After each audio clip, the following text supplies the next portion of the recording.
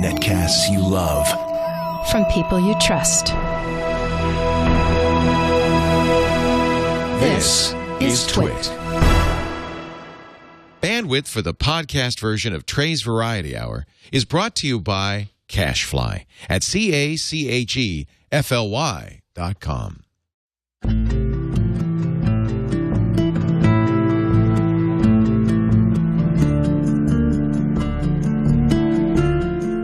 Hello, everybody. Thank you for coming. This is going to be a great show. Tonight, we're talking about Pinterest, and the internet is falling. And what are these evil people at Pinterest doing to our internet? How have they twisted us into their machinations of evil? We'll talk about all that and more. We've got amazing guests here tonight. We have photographers. We have lawyers that might just suck all the fun out of the room. And we got nice lawyers. It won't be like that. But let's go around and have introductions for everybody. And when I go to you guys, feel free to plug whatever you want to plug. If you have a website, whatever you're into, this is your chance. Okay, so let's start with Denise Howell from This Week in Law. Hi, Denise. Hi, Trey. Great to be here. Hello. So tell us all about your show and what you got going on. So I do a show on the TWiT network called This Week in Law. We do it every Friday at 11 o'clock Pacific time.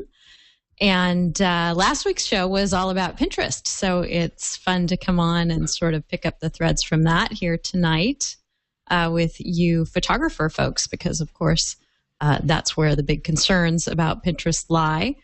We had some great panelists take it apart a lot of different ways last Friday. Connie Mabelson and Carolyn Wright, who is a photographer and an attorney, and Evan Brown and I, and we went through and tried to figure out all of the liability issues we could think of for both Pinterest and its users.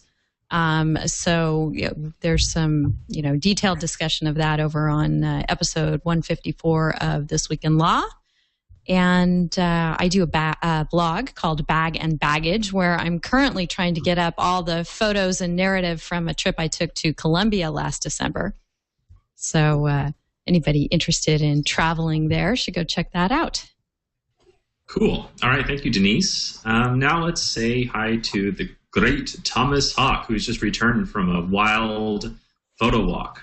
Ah, the great Trey Ratcliffe, who should have been with us. I was with us in spirit.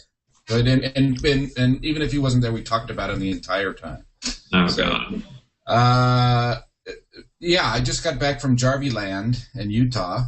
Spent some time there. That was great. The Festival of Colors, and we got on top of the LDS building to shoot down on the temple, and Jesse Stay arranged that for us, and lots of cool stuff. But Jarvie got us into the symphony and all that. So anyways, I'm Thomas Hawk. You can find me on Google Plus and on Twitter and on Flickr and every place else just as Thomas Hawk, or at thomashawk.com, which is my blog. And I do a show every Wednesday night, except this week it's on Thursday, called Photo Talk Plus with Lotus Carroll. So we'll be on Thursday night at 8 p.m. Pacific Standard Time. Excellent. A highly recommended show. Thank you. Now let's say hi to Kalebra Kelby. Hi, Kalebra. Hello. You are the queen of Pinterest. Thank you very much. I don't know if I'm the queen, but I do enjoy it. I am definitely a Pinterest user and fan. I'm also one of the founders of NAP and Kelby Training Online. But I think I was invited here today for my chocolate board for you, Trey. That's right. I'm an active Pinterest user, and you know how I didn't realize this until recently, but it shows who I repin the most, and you're my number one person. Is it the chocolate? Yeah, it could be. It could be. Well, thank you for coming. Oh, thank you. Let's say hi to Patrick. Hey, Patrick.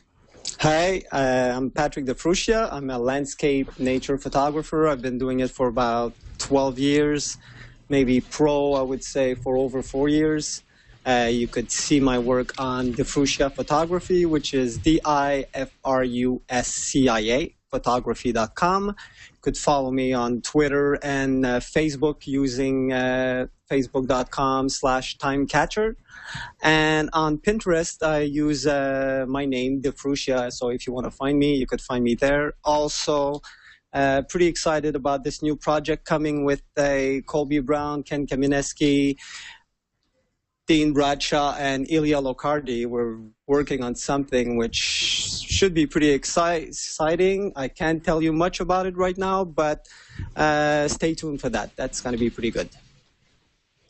Great. And we'll be seeing your amazing landscape photos later in the show when we go through photos. So thank you for coming. You. And last, let's say hello to another lawyer, Jodi, but also she wears many hats. So tell us all about you, Jodi. Thanks, Trey. Thanks for having me. I worked as a lawyer for about 5 years, and then I saved up money and quit my job and started traveling. So primarily now I'm a travel writer, and I do photography, but a lot of it is food, and because I write a lot about the history of food and the narrative surrounding why we eat what we eat. So the photos are more illustrative than just photo essays, but I enjoy it a lot. And you can find me on my website, which is legalnomads.com. That's nomads with an S, which I picked as a name because I was a lawyer and started being nomadic, and it stuck. And I'm Legal Nomads on Twitter as well. And on Pinterest, it's Jodi Ettenberg, which is my full name. Cool. Thanks, Jodi. And let me also thank the production team here. Here's Dave Veffer, my producer. Hello, Dave. Hello, everybody. You can find me at plusdave.com. I actually just posted some shots from DC, which I just got back from Photoshop World, so that was fun. Cool. Thank you, Dave. And also Tony Wang over at TWiT. Hi, Tony. Hi, you can find me at TWiT, I guess. Tony, how's your photography coming? It's great. I actually just got a 5D Mark II and it's sitting at home waiting for me to come home, so. Whoa. Okay. Cool. Yeah. Happy to see you. And so everybody, he's up there at TWiT. And if you are just now tuning in and you're watching on my Google Plus stream or anyone else's Google Plus stream, if you go to live.twit.tv, there's a live chat in there. We're all in there. Dave is collecting questions. And just Dave, interrupt us at any time. We'll kind of have a free-form discussion here. So here's the order of how tonight will go. Pretty much the bulk of the show, the first part of the show is all about Pinterest and copyright and sharing online and these topics. And then we'll make a very rough segue into people sharing some of their new photos because it's, we have a bunch of photographers here and I want to see all their work. And that'll be a fun thing. And then we always end the show by sharing some Google Plus photographer discoveries because we all like to be inspired. And I can use that inspiration as a soft segue into talking about Pinterest. Because this is why I use Pinterest. I think this is why a lot of people use Pinterest because it's a place for inspiration. And I'll go to Denise here in a second to get her opinion on the legal side and just the human side of Pinterest and where it all collides. But first, I'll try to frame the conversation around Pinterest by kind of giving you my opinion. So I'm not a journalist. I'm not objective. In fact, everything I say is laced with a sweet subjectivity, and you'll instantly get my drift on my feelings on this sort of thing. And I've been outspoken in the past about Pinterest and about online sharing in these matters. And here's another, let me give you a sideways way of looking at Pinterest. And this is all kind of under the idea of I'm trying to be persuasive to people that might be anti-Pinterest, which kind of equates to anti-open online sharing. And I don't know, have any of you guys seen this movie, The Artist, the one that won all the awards recently? Well, if you haven't, the crux of the movie, it's about a silent movie star right when the talkies come along. And he chooses not to make the transition into talking in movies, and he kind of stays behind. And the movie is all about how he gets, depressed and how he deals with everything, how he doesn't deal with the change. And, in the end, he ends up with a gun in his mouth. And I mean, it's pretty rough. And in a way, there's something almost parallel going on with the old world of sharing and the new world of sharing. And that, and this is the parallel breaks down a little bit. Like, let's say you're not into online sharing, your end will not be as dire as that guy's. But what can happen is that as more and more people start sharing their work online through places like Pinterest or Facebook or Google Plus, in essence, they're all kind of the same. As more and more people start sharing their work online, it gives you a chance to drive more and more people into your museum, right? As artists, we all like to create for the sake of creation, and we share for the sake of connecting with the world. And as maybe one of your goals is to get people to come into your online museum, right? And this is where that Hollywood artist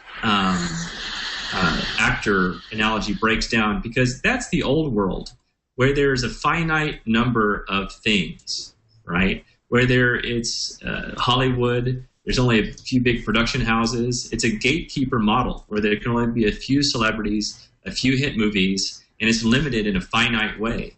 Well, here we are in 2012. It's the internet. Things are no longer finite. The internet is a giant copy machine, and you can use this giant copy machine to drive people into your museum.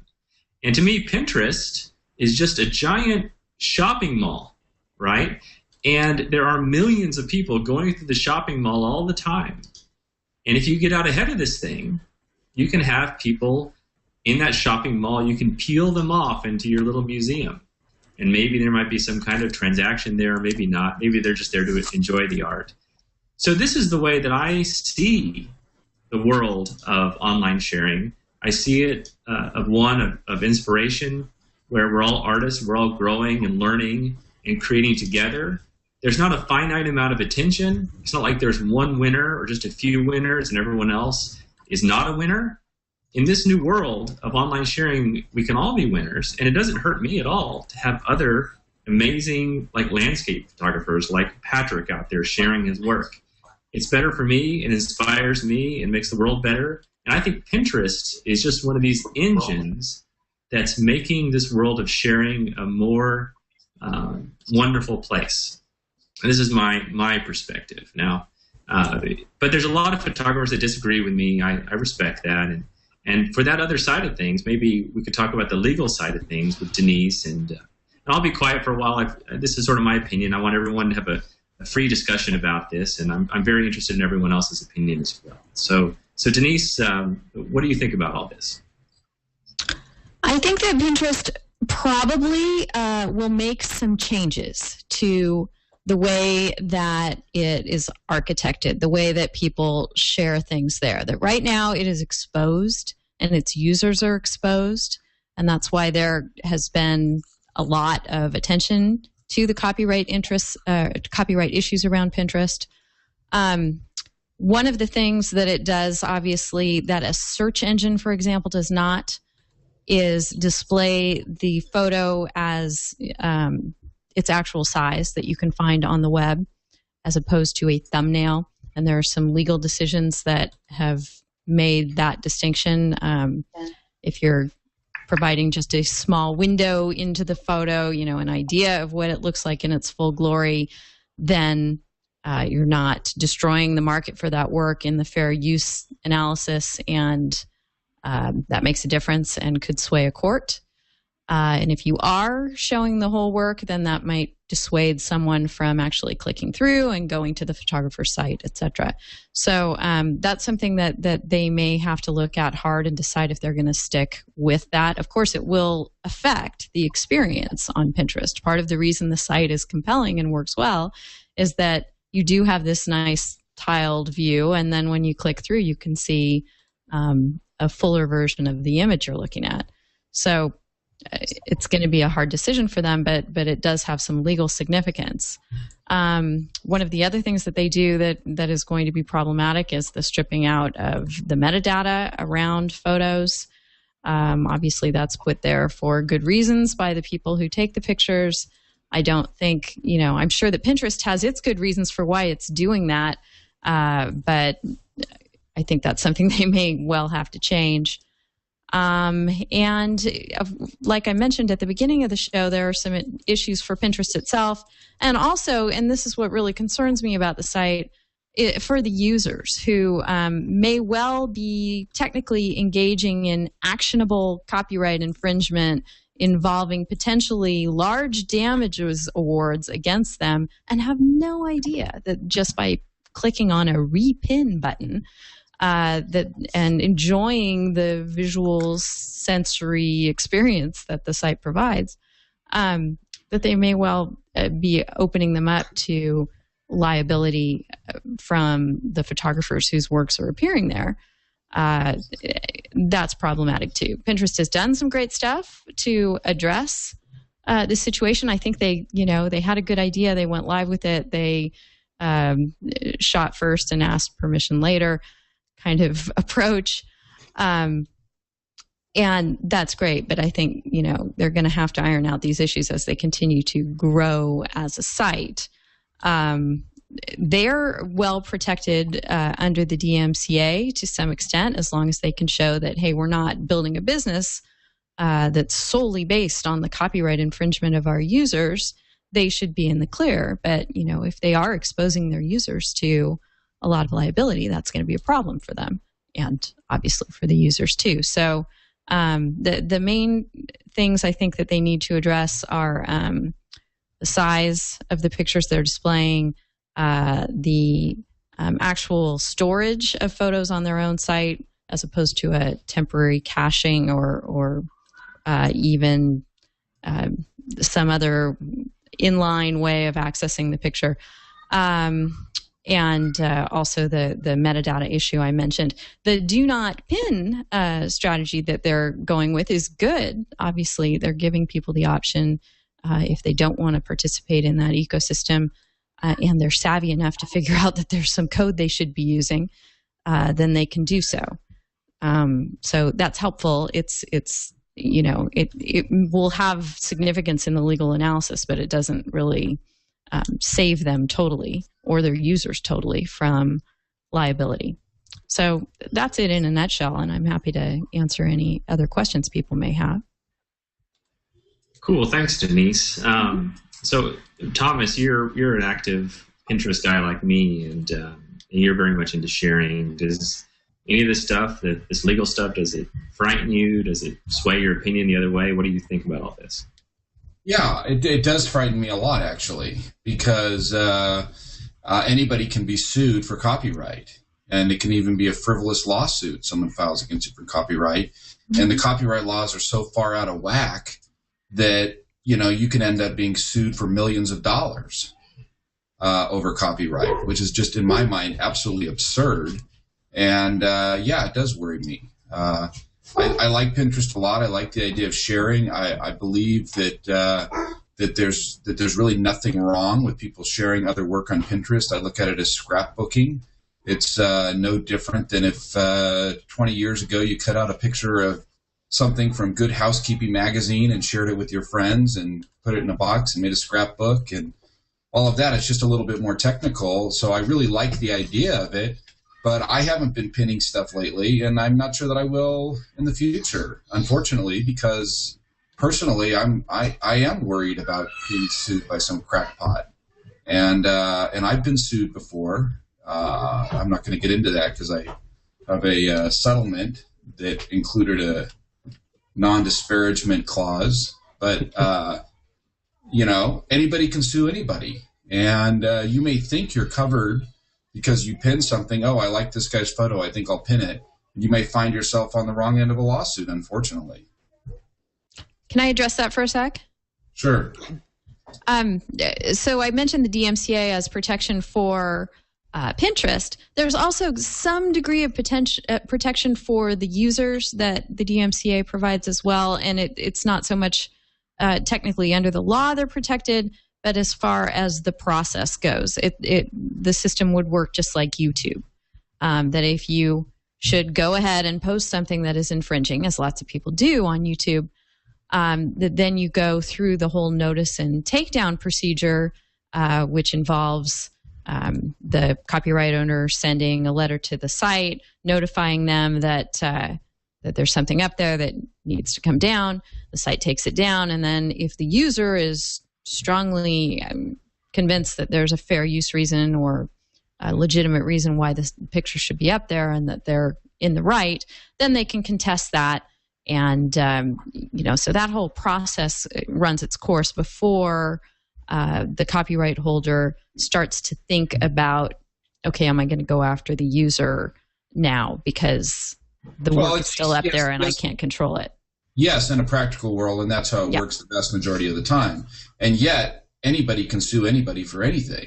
Mm-hmm. And someone can still file a lawsuit against you in federal court, even without a DMCA takedown notice, and sue you for millions of dollars. And it may be a bogus lawsuit, but when you're looking at it at $100,000 to defend yourself against, say, somebody with unlimited pockets or some wealthy person that's just doing it for whatever reason they're doing it, because they believe in some misguided idea that people that pin something on the internet should be subject to hundreds of thousands of dollars, it could still end up costing you quite a bit, or you may be forced into settling for a smaller amount of money, against your will.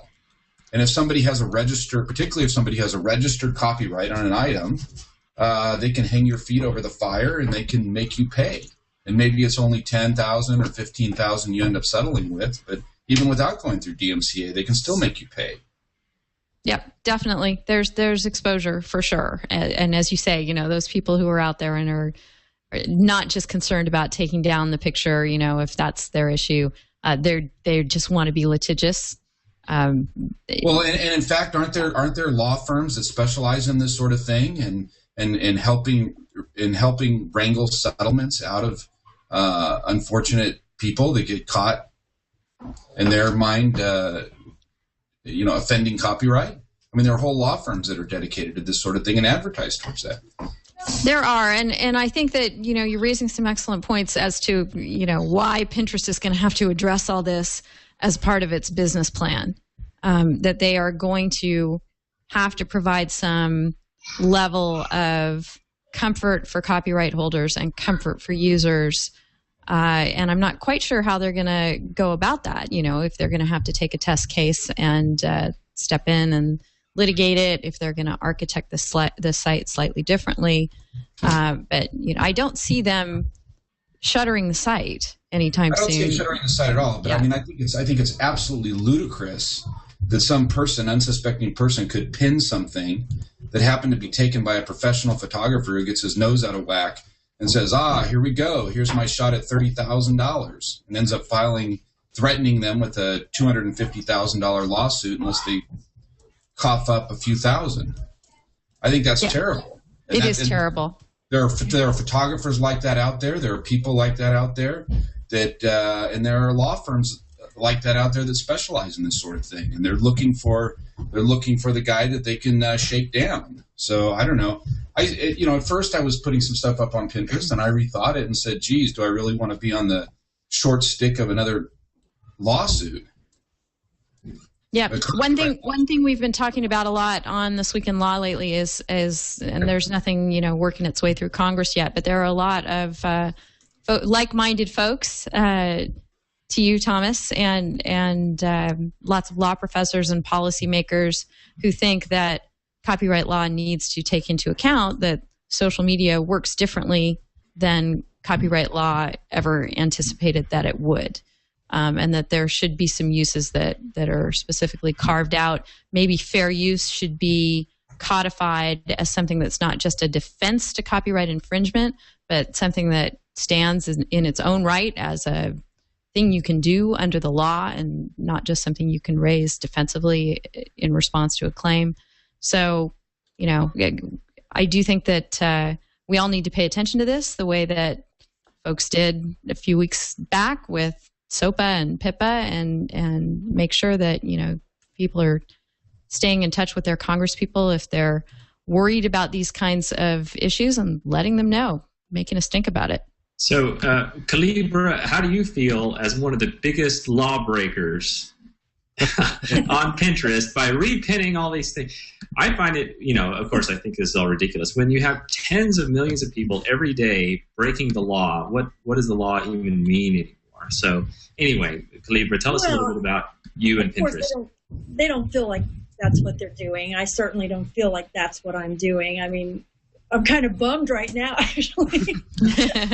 Things do go back and forth. I appreciate the information, but, it's just been, and in just speaking as someone who's just using it as, I'm not a photographer, so I'm in there pinning other people's, I do have some of my stuff up there, but it's just iPhone shots that I take with my phone camera. And I really don't care if anybody repins those, good luck with that. But it's just a fun experience. It's not like you're trying to harm someone or their work or anything like that. I mean, it's actually really kind of a form of a compliment. I'm not quite sure what the photographers are concerned about as far as, no one's making money. That person pinning it isn't selling your work or printing it out. They couldn't hang it on their wall or anything like that. They're just simply saying, this is something I appreciate and I think is beautiful. So that's kind of the perspective, at least from this user. Yeah, I'm looking at your page now, Kalebra, and just before the show started, I saw that you had put this photo up, and I thought it was so cool. I have seen one of these before with the flower in the dress. Yeah. And, it's so actually naturally human for me to see something pretty and repin it and share it with my friends. I can't believe that kind of action would be illegal. Now, if I just repinned that one too. It is beautiful. Now if I was so moved by this that I actually wanted to go buy some prints or license these for commercial work, I would go figure out who took these and do it. And so, I think it's great that this. Otherwise, I would have never found out about this amazing idea, this amazing artist. Maybe I'll try something like this on my own. Maybe I would license it. Maybe I would buy a print. But it just seems so natural, this window shopping on Pinterest. And I can't even, it drives me wild, all the legal stuff. Well, and that really is it, isn't it? I think I used the same term the other day when I was talking about it, window shopping. It really does feel like that, right? So, I don't know. The other thing it feels very much like is search. If everyone remembers back when Yahoo was actually sort of human curated search, and there were categories and, people who were responsible for parsing up the web into certain categories, it feels a lot like that. And, I think that there's value in that, and there are legal decisions that protect search that could be invoked in Pinterest's favor and in favor of its users.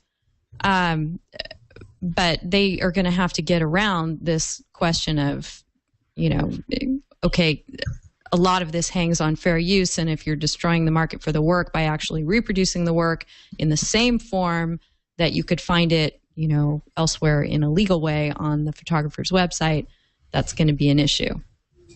But Denise, isn't it true that some photographer who took that picture could sue you anyways? And yes, you might have a fair use defense, or you might not, but it might cost you $40,000 to figure out one way or the other. Yeah, that's why I'm saying I think Pinterest is going to have to address this. That they're going to need to either change the way that the site works, so that yes, you could be sued, and the way that fair use operates is, you may well have to be the person who comes in and says, but yes, this is search, and nobody wants to be in that unenviable position of the groundbreaking legal trailblazer. Fortunately, there would be, I think, a lot of folks who would ride into this battle, such as the Electronic Frontier Foundation, and would want to, represent the person and help them. But you're right. If you're the user who has to take that stand, it's going to be difficult. So I think that we'll probably see Pinterest try and iron out these issues. You know, they're well funded. They want to continue to operate a useful and delightful site for users and not have users, you know, cower in fear of lawsuits. So I'm not privy to their management decisions, but this has got to be high on their priority list.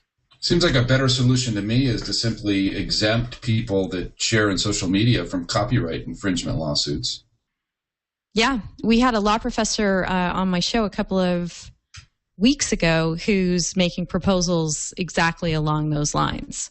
Now, whether those go anywhere from a lawmaking standpoint is kind of up to all of us and our lawmakers. So, again, make that a high priority issue. Hey, Patrick, tell us a little bit about your approach to Pinterest, because I think you and I are doing the same kind of thing where we put some of our work up there, and then we also pin a lot of other work that inspires us or we think is cool. Yeah, well, I'm all for exposure. So honestly, everyone that's listening to this show, go on my website and pin all my pictures, and I'll never sue you. That's for sure. You know, like I personally use that black frame on all my pictures. It's got my website on top, so usually it's easy. I've thought about removing it, but a lot of people, and I got a lot of work, a lot of people found my work because of that black frame. So I leave it there for now, and it brings me a lot of paying jobs. It brings me a lot of sales and prints because people find my work because someone shared one of my image. So Pinterest for me is just it's a good tool to use, like Facebook, like Google Plus, like all these things. I'm not against that. I never share my images in really large format. So there's just so much you can do with it, except really like bringing me exposure. So in terms of using it for myself or people pinning my work, I'm all for it. You know, I think it's a really good tool that's out there. It's just a matter of juggling all these social medias now that at one point, you know, we all love taking pictures, not spending hours in front of the computer, which this is the only part that I find that gets harder and harder because you feel like you need to be a little bit here, a little bit there, a little bit there, and make sure your presence is everywhere, which is maybe the hard part for me.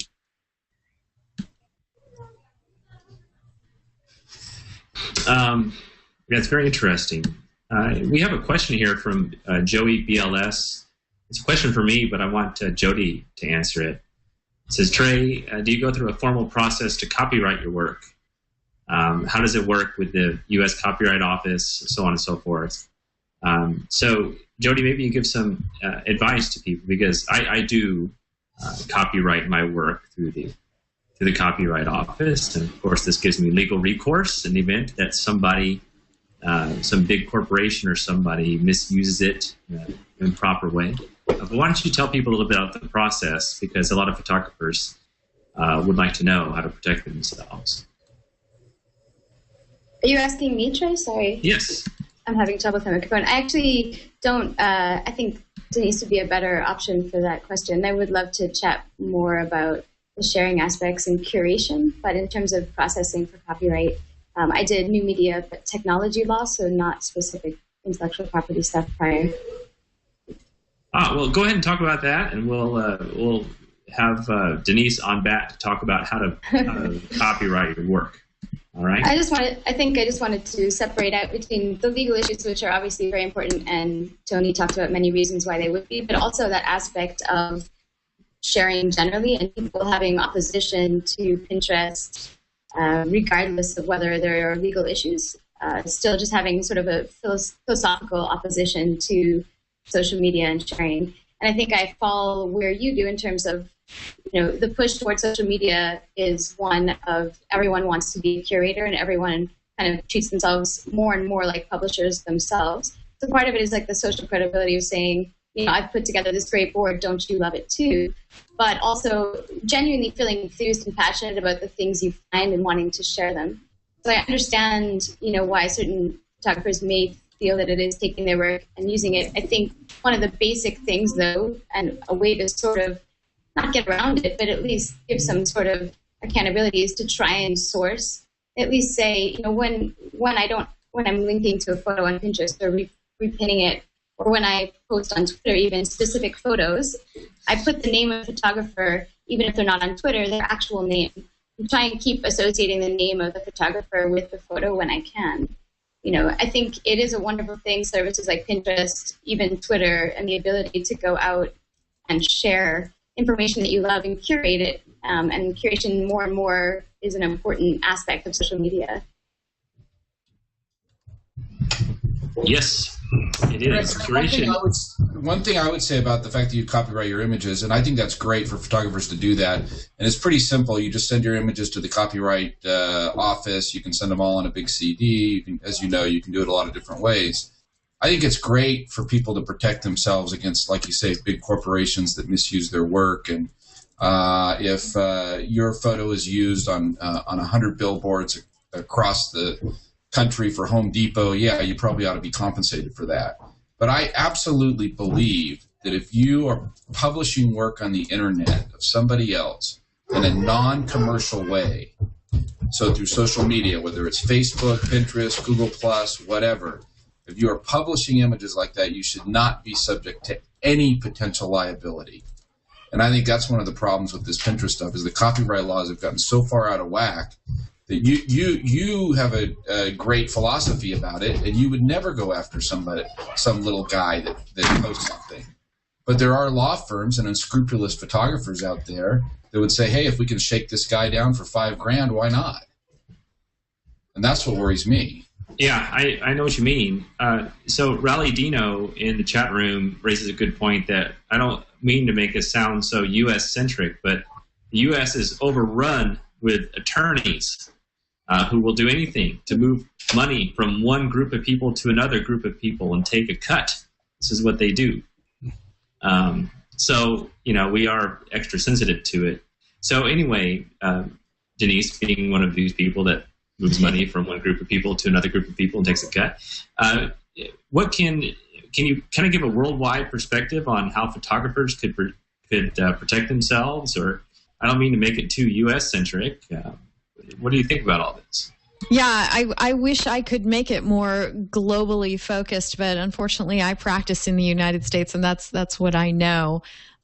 Different countries have different approaches to copyright law.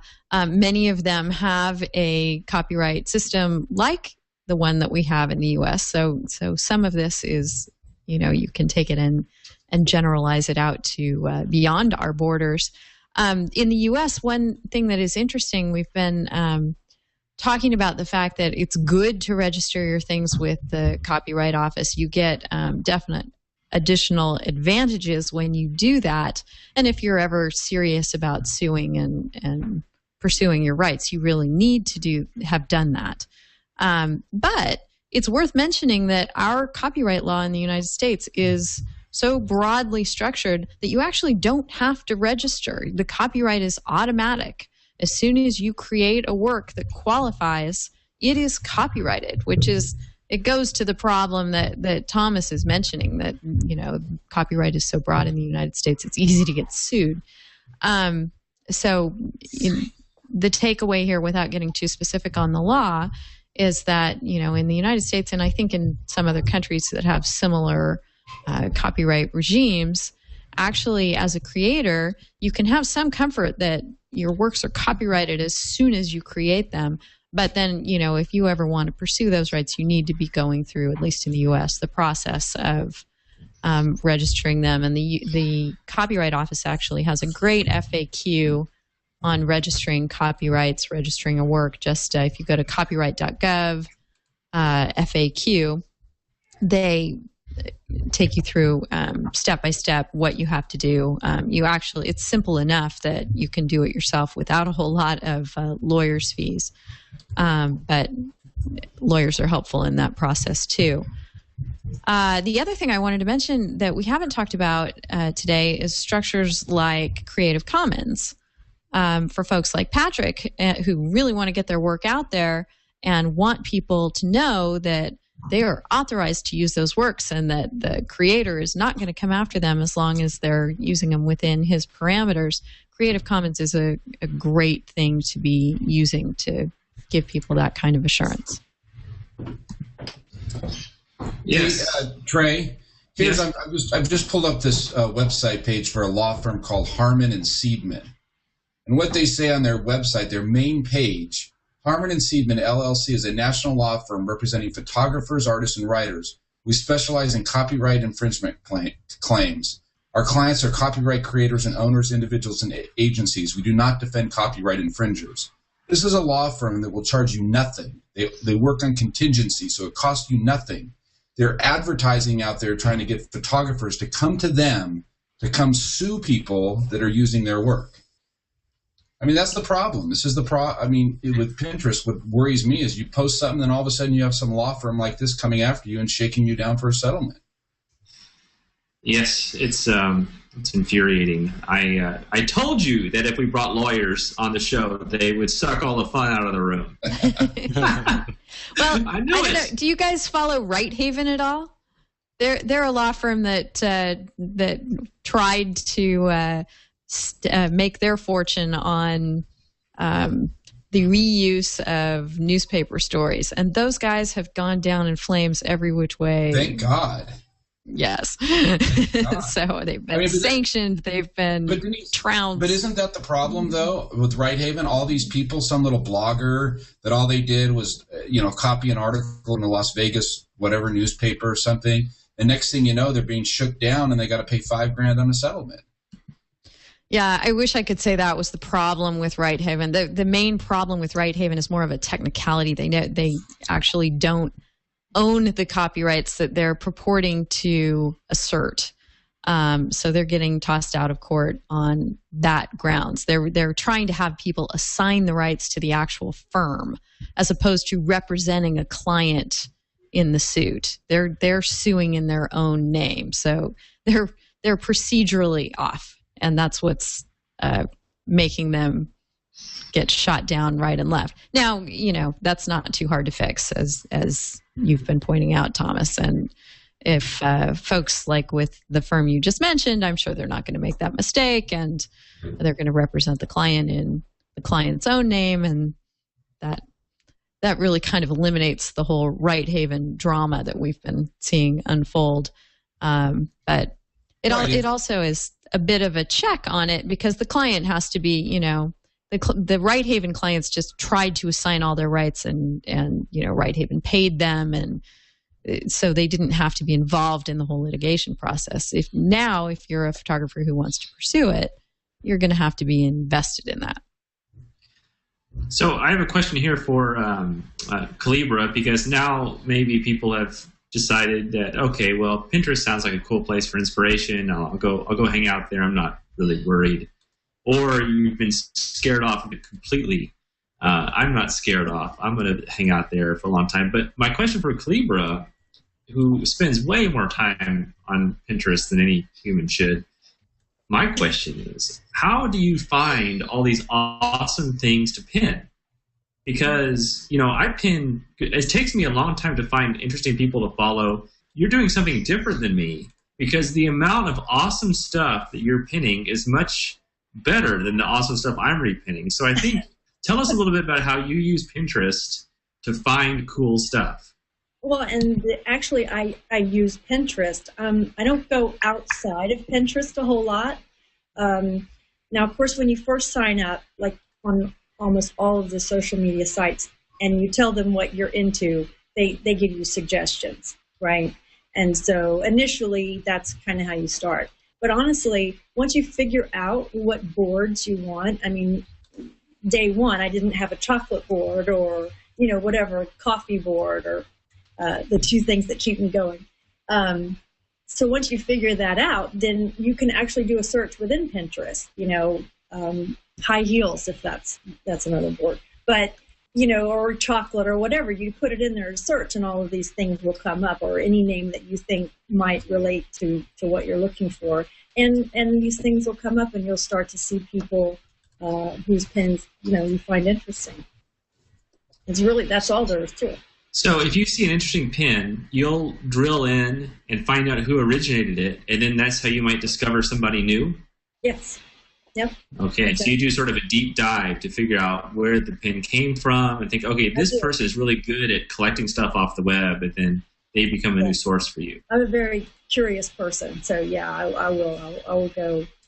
I'll go to their site, not just to that pin. If I find, if I see that that's a pin that's a sort of photograph or an interest that I have, instead of just repinning that, I'll actually go to that person's site and see what else they have. So do you think, let's talk about the male-female thing, right? Because Pinterest is something like 99.9% women. I don't think it's that high, but I get it. What is it about the female mentality that just lends itself to pinning and repinning and collecting? Because it doesn't seem like that's necessarily a female thing. What do you think it is? Yeah, I don't think that's not it, because I don't collect things in real life. I don't have any collections of anything, to be honest with you. I think sharing is very, at least with my female friends, that's something that we do a lot, whether it's conversation or, insights into our life or a favorite restaurant. That's certainly the sharing aspect of it, is definitely, and the things that you tend to collect, you think they're beautiful, right? So I don't know. And the window shopping thing, of course, that might do it for some of the women. I don't know. And Patrick, are you spending a lot of time on there? It sounds like you're just getting familiar with the site. Yes, I am. Yeah, I'm not spending that much time on it. All my time goes towards Google Plus and Facebook. But I started the Pinterest, I would say maybe 3 weeks ago, just for fun, because again, I heard about it so much that decided to go on it. And basically what I have is one board with my images, one board with places I'd like to visit, one board that's in the memory of all the people that actors, musicians, singers that kind of marked my life in a way that I've put up there. And I also use it some kind of maybe a lot of people do that too, a vision board. Stuff places I'd like to go, I keep looking at these pictures and think, okay, I need to go to Patagonia. Okay, I need to go here. I need to go there. So kind of keeps all these places in check for me. So, but I'm just starting to use it. So I didn't do that much yet on it. So for us men, someone in the chat room, Dave, tell me who recommended this site, gentlemint.com, which is full of all kinds of things that dudes like. That was Tonka Sal. Look at this. I see lots of stuff with wheels, and I see some guns. Yeah. Hey, Trey, one thing that I do think is good about Pinterest is that with so many women on there and the soccer mom crowd and all of that, they make, I think, much more sympathetic lawsuit victims than college students against the RIAA. So, from a PR perspective, at least, if they do start going after a bunch of these types, I think it'll be worse for them. I think it's also... They're so worried about the law. I think it's also a great way to show other sides of your personality. The same way Denise has a board about succulents, or Patrick's got a board about different places he'd like to go. Twitter is such a short soundbite type medium that when you pull up someone's Pinterest boards and you see all these different things that they want to say, this is what I stand for, over in the legal side to side, just in terms of pure inspiration, which I think a lot of people are looking for, and that's part of what makes it such a compelling medium, to have this ability to pull up someone's boards and say, this person clearly likes all these things and finds inspiration in perhaps similar things that I do, and it makes you want to follow what they're doing. That's the beauty in it too. To say that it's a fuller picture of a personality for brands, that's part of what makes it so compelling, I think. When you look at Chobani, who got on there really early, more than other brands in the yogurt vertical, I guess you could say, and went out there and posted not just their own stuff, but went out and showed, creative boards, asked for collaborative boards, asked their fans to pin recipes, and made their brand, which, let's remember, it's yogurt, which is delicious, but not what you would call necessarily the most inspiring thing. They had this huge following and all these loyal fans because they made it a collaborative process, and it showed another side of their company that they wouldn't otherwise get to do. So there's some benefit in that too, showing off, the other esoteric interests you might have that make you a more human being to your audience. I think that's a good point. I think, Jodi, I talked to you when I first started Pinterest, and that advice helped kind of guide my boards. This is kind of my suggestion based on what you told me. These are my boards, and what I did is I pinned my own stuff because, I create a lot of original stuff, and so I pinned that. I think that's kind of pure and that sort of thing. But then I have other boards like design ideas and inspiration. I just pinned this thing from Kevin Rose. This is other photographers I like. I pin all kinds of really cool photos that inspire me. This is food I must eat. This is places to visit someday. So there's a mix of my own stuff and inspirational stuff, and it feels like a nice balance to me. I think it's a good place to be silly too. I mean, if you want to be silly, not everyone wants that, but I started a board called Trees That Look Like Broccoli because I think there are a lot of trees that look like broccoli, and it's certainly not the most integrity-filled board out there. But when other travel bloggers, when there were roundups from different travel sites about people's boards on Pinterest, they always talked about that one because you're not afraid to say that, yes, I have this other set of boards that is places I want to stand in or things I want to see, but it's okay to be silly too. And I think, again, that lends itself to painting yourself as a more relatable human being, which for a lot of brands is a really good thing. Yeah, and I think individuals find it really compelling too. I've only been on Pinterest for 5 days, and I'm finding that I'm having the same experience with it as I did when I joined Google Plus in its infancy, that it is so immersive and so, you can just throw yourself in there and lose yourself because there's so much great stuff to keep your attention. And what I'm also finding is what someone mentioned earlier. There are people for whom this is just their métier, that the ability to just sort of curate and express in this way, they're really, really, really wired for it, and they're doing a great job. Kalebra being one of them, and there are tons of others that it's just very natural for people to aggregate and identify things that they find, and also create their own identities. I think, as you were saying, Jodi, there's a lot about self-expression in this too. So it's definitely tapped into something, and I think it's going to be around for a while. From one thing I've been thinking about in the background as we've been talking about the site is I mentioned Creative Commons earlier, and there's this.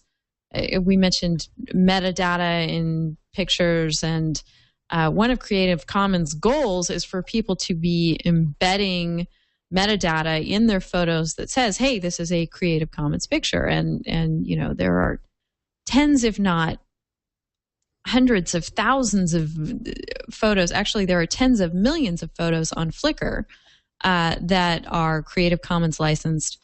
And nobody has quite really done a good job of wrangling that universe of Creative Commons work out there. And maybe that should be something that Pinterest is considering, to really start tapping into the photos that are tagged for sharing out there. So other than just looking for people that have not opted out of Pinterest, or people that have optimized for Pinterest, such as Etsy, maybe they should be affirmatively pointing their users toward the ever-growing universe of stuff out there that is also tagged for sharing. Cool. Thank you, Denise. I'm here with my kids. This is a hint about what I'm about to show when we share photos coming up. I'm at my dad's house in Dallas. I'm in the middle of moving right now. But we can segue now to start showing photos that people have recently taken. Let's start with one of the most exciting outings lately, I think, Thomas in Utah with all these guys. I think he's done something crazy. So, Thomas, let's start with you. Share your photos. Okay, let me get it up here. Let's see, screen share.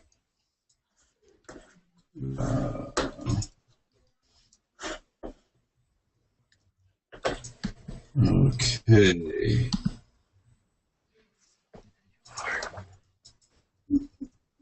Do you guys want to dance or anything while we wait? Sorry.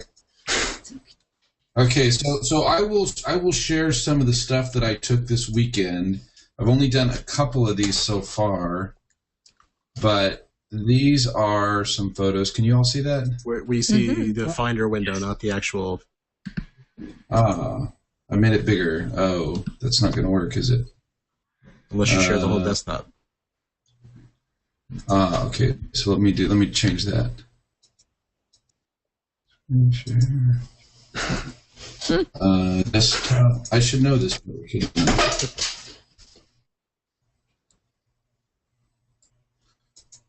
Okay. I should have put these in Lightroom. So can you guys see that now? Yes. Yep. You can? Yes. Okay, so you see the picture of the kid? Yep. Mm-hmm. Okay. So that's Max Makarov, Yvonne's son, who some of you might know. We were at the Scott Jarvie had us all at the Utah, and we did the Colors Festival, which is just this wonderful Hindu all-day, 2-day celebration, actually, where everybody throws chalk and gets everybody completely. Here's another picture from it. Wow. You can see that's one of the chalk launchers. They're throwing chalk in the air. It gets all over everybody.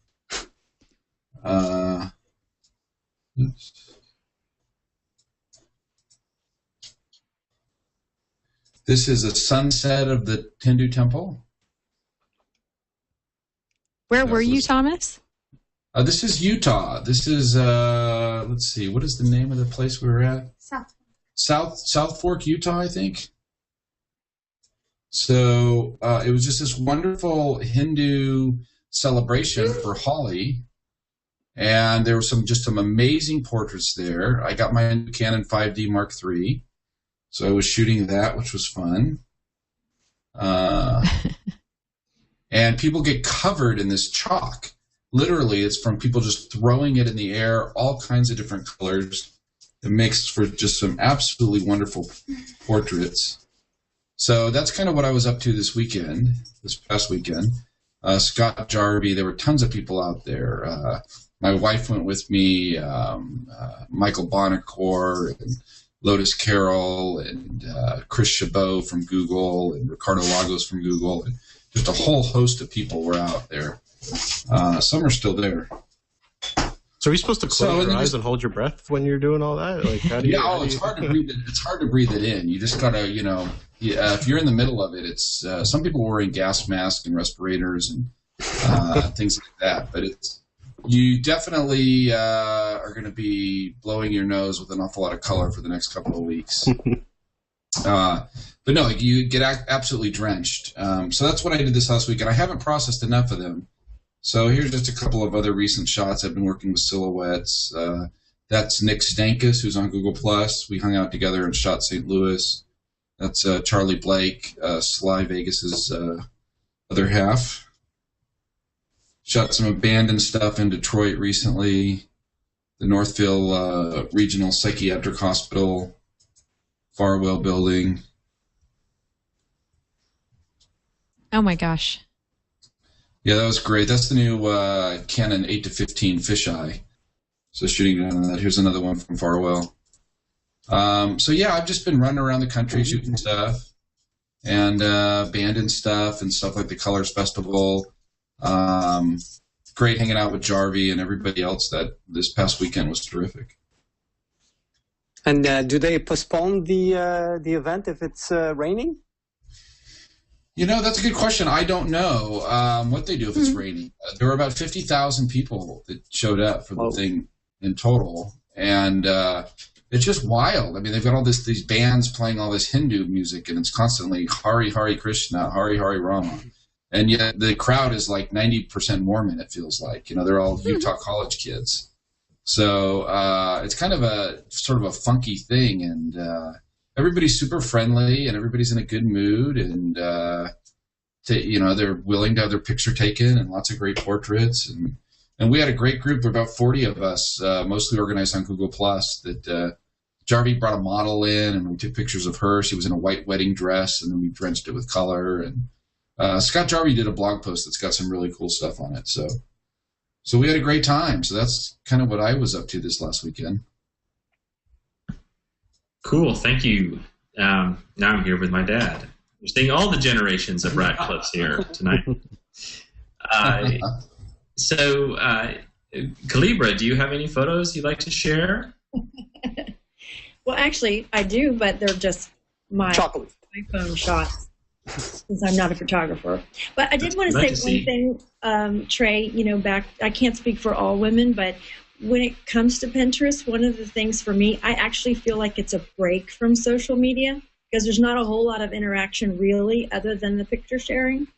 So that you can just go there and browse around just for things that you like without a whole lot of interaction. It is another one of the things that I like about it, actually. That's a good point. It gets grouped into social media, but it's actually quite a solitary exercise. It's different. Yeah, absolutely. Yeah. So, okay, so let me see if I can do this. Tell me. We're in Washington for Photoshop World. And so, of course, I had to go take a picture of the cherry blossoms. Can you see that? Am I doing this right? We do not see your screen share. We just see you still. We still see you. Still see me? Okay, hold on. Click on that little picture with the dog on it. I heard, by the way, that these cherry blossoms were a gift from the Japanese government to the American government. They were planted back after the war. Right. We see it now, Kalebra. Do you see it? Yep. Yes. Okay. So that's with my iPhone. Nobody laughed. That would really be unprofessional. So that's my little iPhone shot for the cherry blossoms. And then speaking of... Do you see the Taj Mahal? Not yet. Not yet? Yeah, it's still showing your cherry blossom window. Okay. I don't know what I'm doing wrong then. So if you want, just share choose your desktop. that's the first. You have, embarrassing pictures of Scott on your desktop. Yeah, the first option when you click screen share is desktop, and that'll just show your whole desktop, and then you don't have to worry about which window is sharing. Okay. There, how's that? How about now? There we go. So, see that? Well, actually, I see your thumbnail. I see your finder. I see your finder window. Oh, maybe I won't be able to do it. That's okay. We can see the thumbnail. It's a nice thumbnail. It's a little thumbnail. It's just a little photo anyway. Just hit your space bar and it'll open it up. Yeah. That's good. Yeah. Or just click on the little film strip thing. Click on the image and hit your space bar. How's that? We only see the thumbnail, but if you click on that film strip thing that's along the top, then we could see it. Now. The problem is when you hit the space bar, it opens a new window, and you're not sharing that window. You're sharing a specific window. Yeah. Yeah, it's all confusing. We're with you. We feel for you. I bet Chi Chu could fix this. There we go. How about now? It's the same window. When you click it, the first option just says desktop when you first hit screen share, and that's just going to show everything on your desktop. That should probably work. It's okay. You can play with it, and we'll jump over to Patrick, who I'm sure is going to wow us with some crazy landscapes. So go for it, Patrick.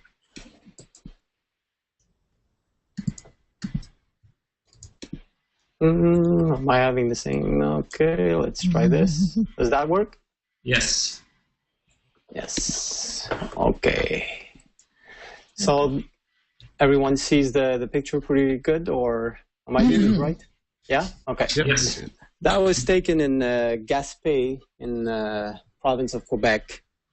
on one of my last road trips that I did, and that's a picture I'm pretty happy with because that morning I almost stayed in bed. You know, I love getting up for sunrises, but that day I was so tired from the whole trip that I almost stayed in bed and finally decided to get up anyway. And I was greeted with these incredible rays. I would have loved the rays to actually hit the rock in the back, it's called the rocher percé in French. And but they were behind it, but it still created an amazing scene that I was like really fortunate enough to take in pictures. And also I did some nice footage with the Canon 5D Mark II that I'm about to release in a small like video. Now this other one, this too, that's I was with a friend. We're traveling on our road trip, and that's a spot I spotted from the road and decided that, oh, that's where we need to shoot sunset. And he's like, oh, no, I don't see anything good happening at that place. And I said, okay, just drop me here and you find your own spot. And finally, I was really happy to go there because I have another shot also at that same location, which every rock seemed like a jewel. It seemed like it was a really, really nice place. I could have spent at least, I would say, 2-3 days shooting there because there was so much to photograph. The rock formations were so nice and interesting that, and actually these were shot, that was my first trip using the Nikon 1424 on my Canon 5D Mark II. So I was amazed by the quality of that wide-angle lens compared to I was used to shooting with the 1740. And I tried the 1635. I also tried the Zeiss 21mm. And to me, this is the best of all the lenses I've used. I'm really amazed with the quality of this wide-angle lens. So I love using it with the Canon 5D, and also thinking of maybe getting the new D800 after I see a few RAWs and keep it for my wide angle, but also shoot Canon at the same time. I don't mind using both. I guess we have to use whatever's best for us to produce the best quality images. And for now, I think I could benefit from using both. That's a morning shot of, it's called Île Verte, the Green Island. And wonderful place to stay. That little house you see, you could stay there. It's really cheap, and it's a beautiful island. Almost nobody lives on that island, and you get some terrific shots of coastal shots. And you go there during the fall, you get some great fall shots. Also, because there's a lot of different kind of trees on that island. I don't know if I went through all of them. Yeah, and this is another one from the same trip. Hey, Patrick, how long an exposure is that? This one? Yeah. Oh. Are you using any sort of filters? Yeah, I'm using the Lee filters, and I'm using polarizer also on it. I got the SW150, the Lee holder for the 1424. And I just got the big stopper this week, the Lee big stopper. Nice. I haven't used the big stopper. I haven't got my hands on one yet. And actually, what I did is I contacted Lee. Well, kind of contacted Lee this week on Twitter, asking them what's going on with the big stopper, and they told me we haven't got one yet. We're working on it, and so I said, cool, I can't wait to get it. But then the next day, I get the same email from the guys at High Tech, and they actually have one in stock. So I'll be getting it pretty soon and trying it to see how it is on the 1424, because that big stopper doesn't fit on the new holder. But I've heard great things about it, and High Tech also makes one, which is called the Pro Stop. And it's 10 stop, and I'll be using it in Iceland to see actually what's going on with it.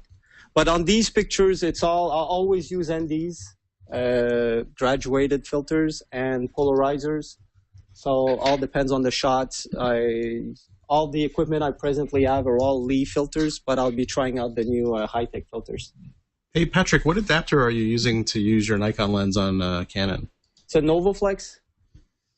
Okay, cool. It's a NovoFlex adapter that actually you don't have control. It's a manual control for your aperture. So what you got to do is you have a little slider on the side that if you bring it all the way up, you're at 2.8, and then if you bring it all the way down, you know that you're about at f22. So in the middle, you'd be at f8, f11. So it's kind of maybe guesswork, but you get so used to it that after a while to actually take the right focus, you would have to put it at f22 to f2.8, because or else everything turns blurry in your viewfinder. And then once you know you got the right focus, you just lift the lever to get to f16, f22, and you take the picture. Oh, cool. Thank you. Oh, thank you, Patrick. That was great. Of course, people can follow you on Google Plus if they want to see even more. Okay, Kalebra, I'm switching to your screen now. We can see the Taj. Okay, cool. So this actually, Scott and I just got back from this trip to India, and a lot of planning, of course, went into the trip. And then we got there, and it was just complete fog for day. The entire time we were supposed to be there. It was really kind of neat because when we first walked in, and you're so familiar with the Taj Mahal, you've seen it so many times in pictures, and that when we walked kind of through this tunnel area to when you first see the Taj Mahal, the fog was just sort of lifting, and it was I mean, I really don't know how to describe it better than surreal. It was wild. So, but anyway, I grabbed this picture with my iPhone. That's all I ever have with me, genuinely. So, anyway. That's a great one. Thank you. That's a great one. Jodi or Denise, do you guys have some photos you want to share? Sure. Denise, go ahead, Jodi. Okay. So I had said I'm more of a travel writer than a photographer, and I used a point and shoot for most of my photos up until this past year. And I just got the EP3, the Micro Four Thirds from Olympus, which I'm currently using with a 20mm lens because I take a lot of food photos.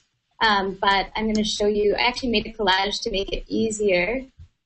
I actually can't seem to find it. 1 second.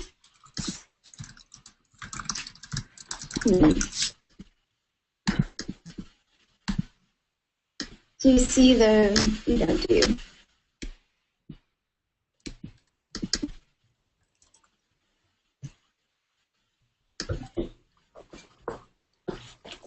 Do you see the photos there? Yes. You Yep. do? Yes. Oh, wait, go back. Okay.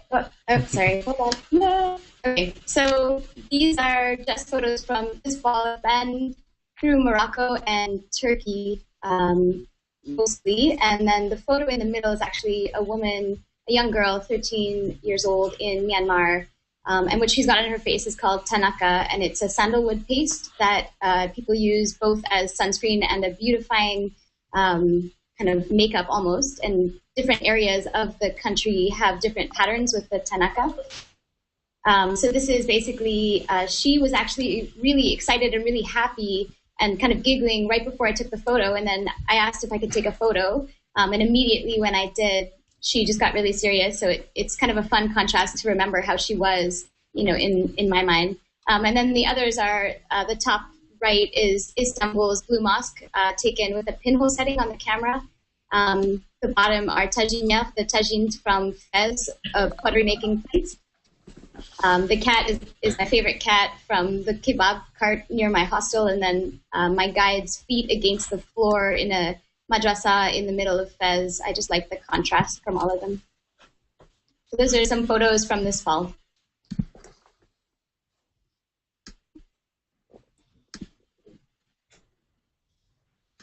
Oh, cool. Thanks, Jodi. Okay, I'm back. Sorry about that. Denise, did you have something you wanted to share? Sure, I have a couple I pulled together. Okay, after that, I have a little embarrassing surprise for people.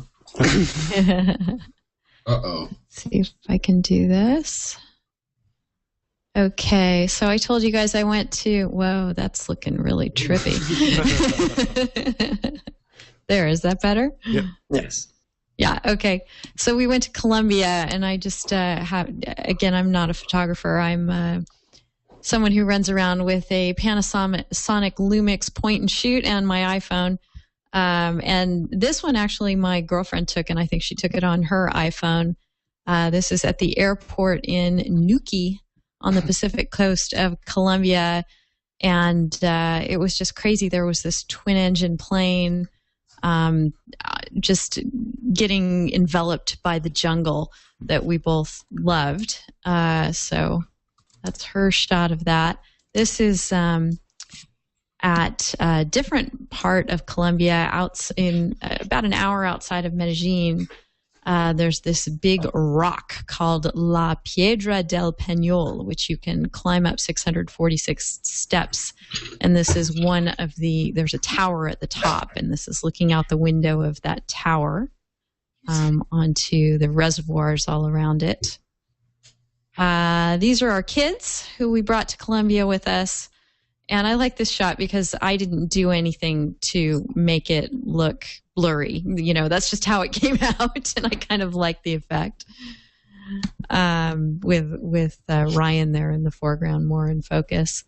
This is the town of Nuki, which is a tiny, tiny little town where that airplane was. This was immediately across the street from the airport. You go to the dock and get on your boat in the river there, and we went an hour south from here to the Eco Lodge where we stayed.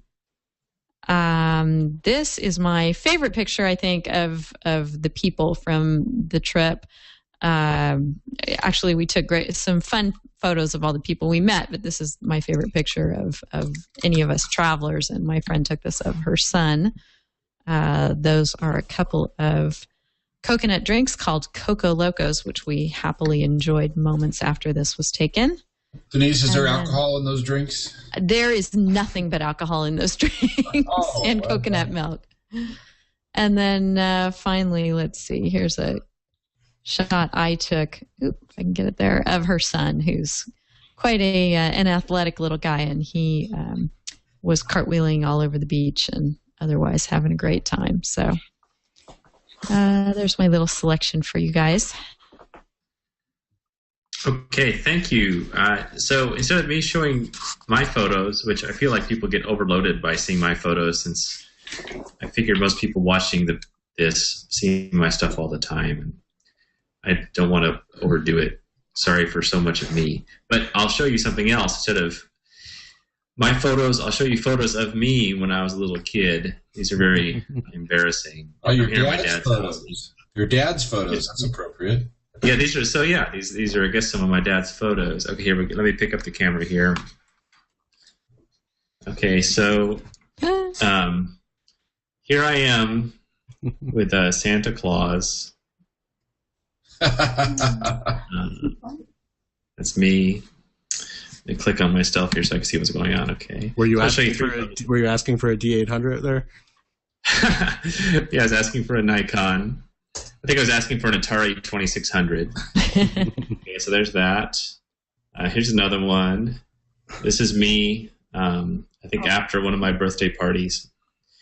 I had a very colorful room. Maybe that's why I like colors now. I'm the one that's not the monkey. And then here's the last one. This is me, sort of a space helmet sort of thing, I guess. I think you just put a bowl over your head. Yeah, it might be one of those 1970s popcorn bowls. So anyway, that was me looking ridiculous as a little kid. All right. Well, thanks again, everybody. We'll keep hanging out we can for do a while. the discoveries, right? Oh my gosh, I almost forgot. How did we forget that? We're going to talk about TWiT Photo tomorrow. We got Dave Cox and Will from 11D are going to be in studio on TWiT Photo tomorrow. Yes, thank you for that plug, Dave. Let's do discoveries. Trey, Yes. your dad's not going to sue you for copyright violation for showing those photos on this show, is he? No, I don't think so. No, we have a deal. Right. We have a royalty thing going on. Yeah. Right.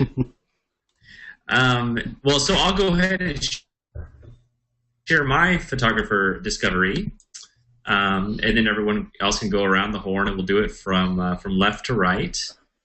Here we go. There's Scott talking about his woman. Where is I got so many things open here. Oh, here we go. This guy, Lars van de Goor. Okay, I've mentioned him to some people before, and if you haven't circled him, please do. He's great. I have him in a special circle. As you can see, I have a special circle called Great Photographer. Okay, who knows who's in that circle? Only me. But he is definitely in that circle. I have so many. I have a photographer circle, and then I kind of have my great photographers. When I really need to be like guaranteed with inspiration, I go to this circle because it's always a slam dunk. And as you can see, I've only showed you a few of this guy's photos, but no, he's great. I follow him also. Really good. He is great. All right, so that's my pick. Patrick, you've got someone for us that he's new to Google+. He hardly has anybody that's circled him. So let's change that. Let's get this guy a lot of circles. Let me share the window. Here we go.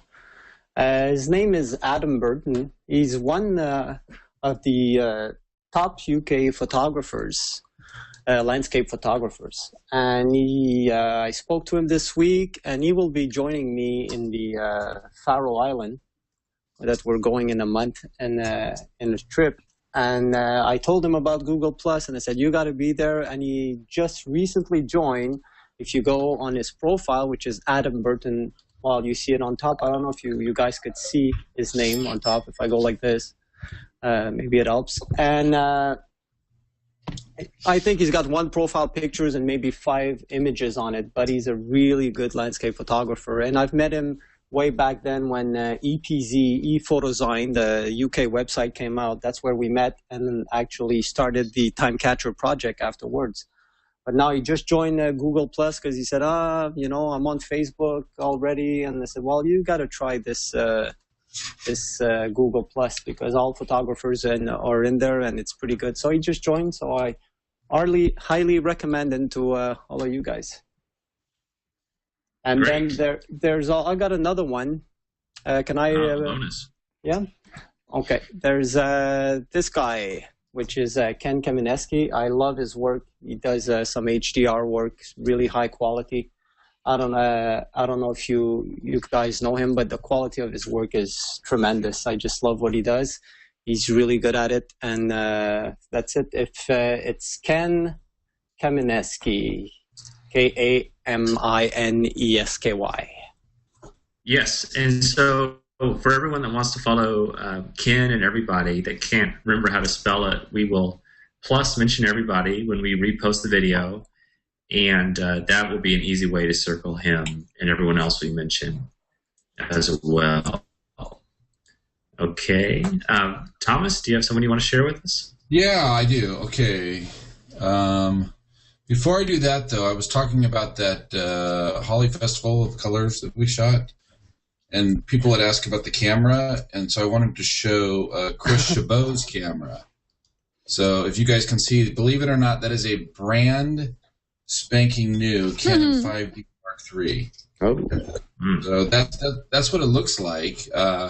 Mine looked about the same. I should have taken a picture of it, but I didn't. But that's what that color festival does to a brand new $3,500 camera that you can't even barely get. I'd be using one of those rain covers or something. I don't know. I didn't use one either. You know what I hate about those rain covers is that you can't see the viewfinder. You can't see the LCD screen very well. So it kind of covers it up. So I kind of did the same thing he did. I taped up a bit with gaffer tape and. But my 5D Mark III came out remarkably well, so it still works. Was it easy to remove? Yeah, the gaffer tape, you just rip it right off. Yeah, it's super easy. No, not the gaffer, but all the chalk.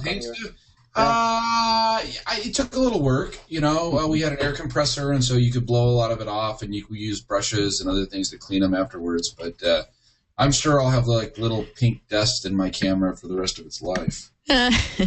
So anyway, so the person that I wanted to show with you guys is Sam Scholes, who was one of the people that I actually hung out with on Wednesday in Utah, and he was in a show at the St. George Art Museum called Forgotten Places, and these are some of his images from his show.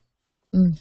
He does a lot of abandoned stuff, which I absolutely love, but most of this is abandoned photography, a lot of it around Utah. And Sam took us to an amazing old, I think it was some sort of refinery or something.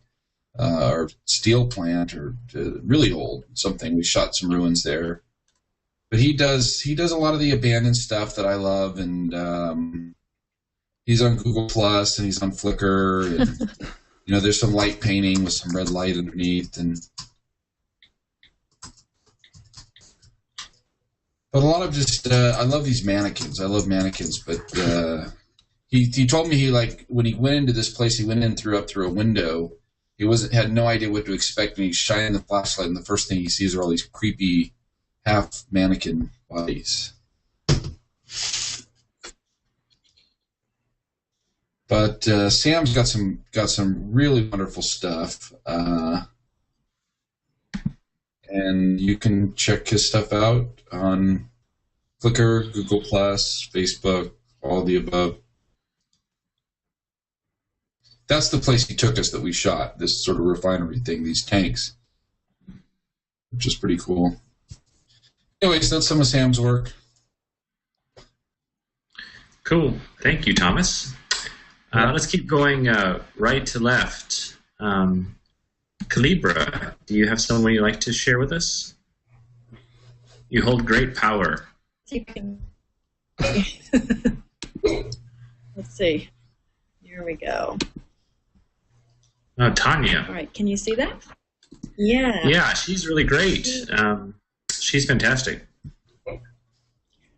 You know, I really like the fact that it's, you know, illustration or painting. That appeals to me. Yeah, they're all photos, but I mean, they look like illustrations, paintings. They all incorporate, or most of them, she incorporates some sort of object of flight in there, which appeals to the pilot in me. I don't know. I just think they're beautiful the way she does that. Interestingly enough, I guess she wound up getting critiqued on the grid, and I didn't know it was the same woman. So when I mentioned that today, Scott was talking about how she wound up getting a positive critique, I guess, on the grid. So I think it's really interesting, all of her stuff.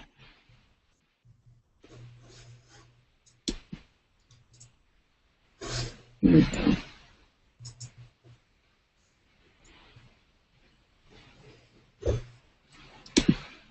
Yeah, right. No drawings, but they look like it.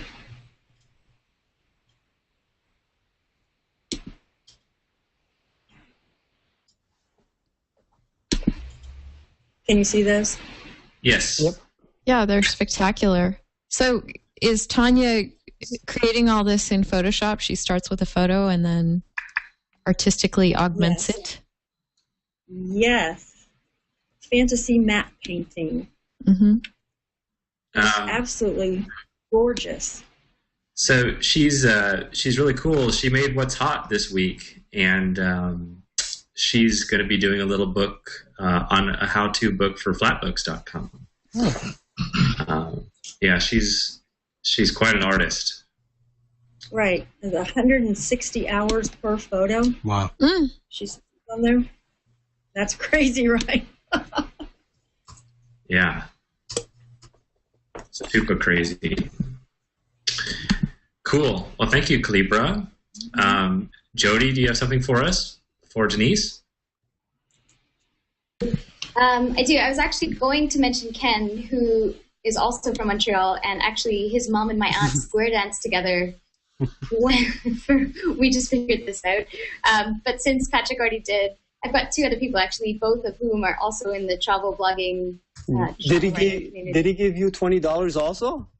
No, he didn't. No. One is Mark Weens, who, like me, is obsessed with all things food, and like me, also Asia. And I will go and get that on my desktop here. Can you see these photos? Not yet. No. Did you push the icon of the little dog up top? I'm not doing that. There we go. Can you see them now? Yes. Yes. Okay, so Mark is someone I met in Bangkok last year, or 2010 actually, and the two of us would be eating dinner and trying to figure out where we would eat our second dinners. This is actually a spam sushi roll that he's got here.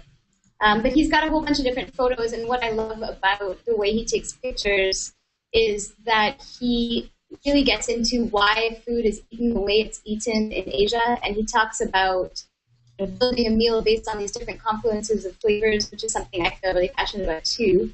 And he's really gotten under the skin of the places he visits through food. So I wanted to highlight him because it's not a traditional sort of photography realm, I suppose, in that it's not much of landscape, but it is, I think, a really important part of how you see the world, and he does a great job at it.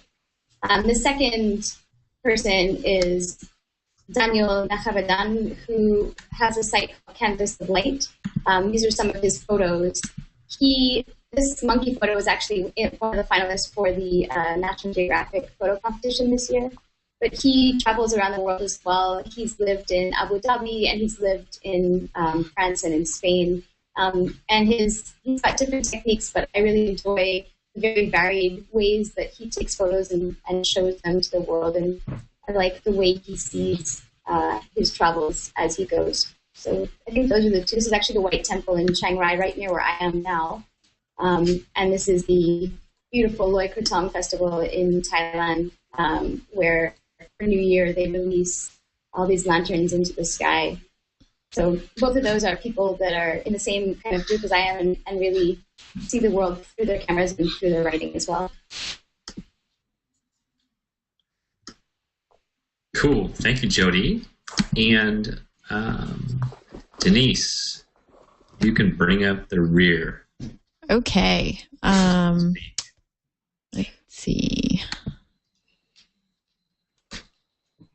Do you follow a lot of photographers on Google+? I do. You and Thomas, of course, and I will be following Patrick now. And let's see. Are you guys seeing my my screen now? Yes. Maybe? Yeah, we see Jodi. Yeah, we see the Hangout window. You see Jodi. Okay, so let's see. I was looking for folks who had taken great photos of Colombia on Google Plus and found Mimi Round. She took this series of photos of something called now these are not hers. This is just an article I found.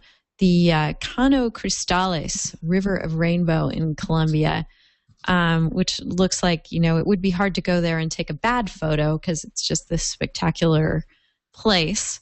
But I liked Mimi's photos. She just has this nice selection of stuff that she's done.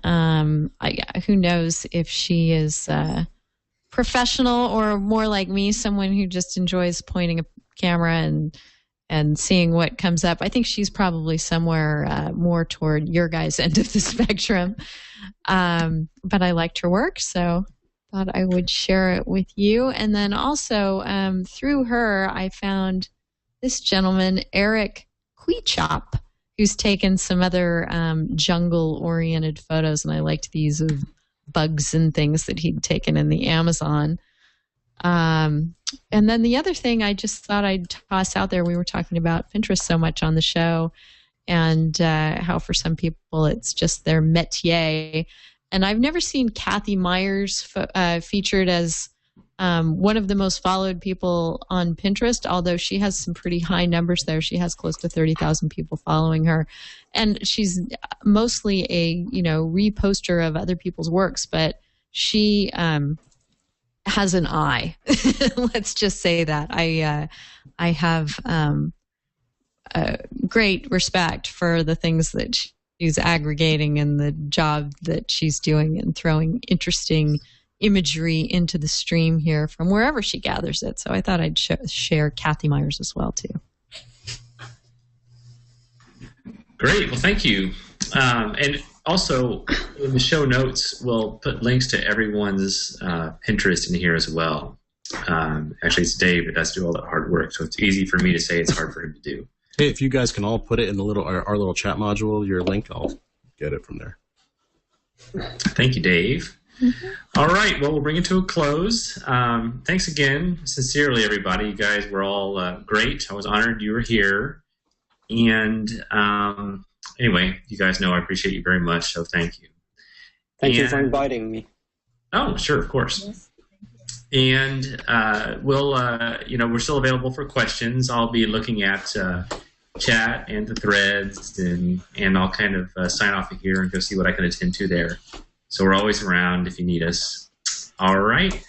Well, we'll see you now. Next week, I may not be around because I am going on a Disney cruise, and I don't know about my connectivity there. So I'm going to try to get Gordon to host the show instead. That's up in the air. I don't know what's going to happen, but Dave and I will figure out something so that everyone is entertained in this time slot. I don't want you to have a black hole of nothingness on your Monday night. So we'll do our best to keep you entertained, all right? Well, thanks again, everybody, and we could just do as we do every week and just kind of wave goodbye from our little Brady Bunch boxes. Okay, bye. Thank you. Bye. Bye-bye.